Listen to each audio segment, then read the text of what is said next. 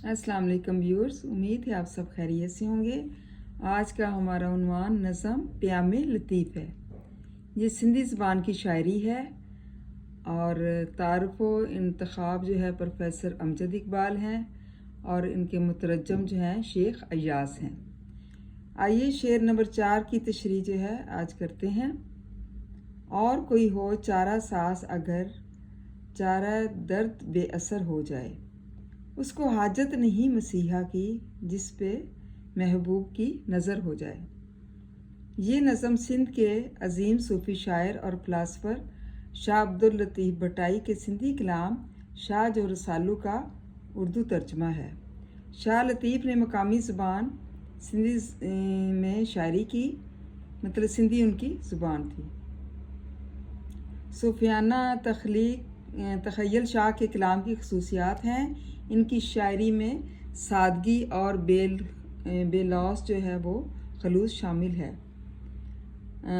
उनकी शायरी ने पूरी दुनिया को मुतासर किया, जिसमें अल्लाह की मखलूक से मोहब्बत करने का दर्स दिया गया है कि अगर परवरदिगार से मोहब्बत करनी है तो उसकी मखलूक से प्यार करना होगा। हज़रत शाह अब्दुल लतीफ़ भटाई ने अपने कलाम में तौहीद इलाही, हुब्बे रसूल सल्लल्लाहु अलैहि वसल्लम, हकीकत व मार्फत, शरीयत व तरीक़त को बयान किया है।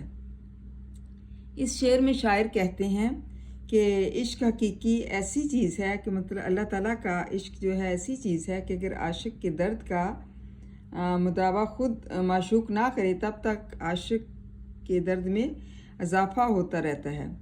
आशिक के इस दर्द कर्ब में तब तक कोई कमी नहीं होती जब तक कि महबूब खुद उसे दर्द का मुदावा ना करे। शायर कहता है कि दुनिया के तमाम तबीब इस दर्द और तकलीफ़ को कम करने में नाकाम होते हैं जो अल्लाह ताला के इश्क में मुब्तला होता है, यहाँ तक कि खुद महबूब अल्लाह ताला की नज़र करम ना हो जाए। और जब महबूब की नज़र हो जाए तो आशिक को किसी मसीहा और तबीब की ज़रूरत नहीं रहती। दुनियावी तबीब इसकी तकलीफ़ को दूर करने में किसी काम का नहीं है, बल्कि वो सिर्फ़ खुदा ताला की ज़ात है जो इस हालत में इसे देखता और इसकी देखभाल करता है। बकौल शाह अब्दुल लतीफ़ भटाई, मेरा बादी मेरा हबीब हो अहल गया, एक मेहरबान मुझको ले गया अपने साथ, दर्द मेरा दे के आराम जिस्मो जा मुझको। मतलब एक मेहरबान आया और उसने जो है मेरा दर्द भी ले गया और आराम भी दे गया, मतलब मुझे आराम भी दे गया।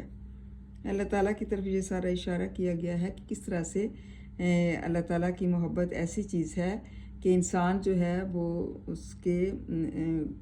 उसी के ज़िक्र में रहता है और उसी की जो है हमदो सना बयान करता रहता है। इसमें शायर ने इसी चीज़ की तरफ इशारा किया है कि किस तरह से अल्लाह ताला के जब हम कलाम में इतनी बरकत होती है कि जब हम अल्लाह ताला का कलाम बयान कर रहे होते हैं तो हमें किसी और चीज़ की ज़रूरत नहीं रहती। उम्मीद है तलबा आपको इसकी समझ आ गई होगी। इसको याद करें, लर्न करें। थैंक यू एंड जज़ाकल्लाह खैर।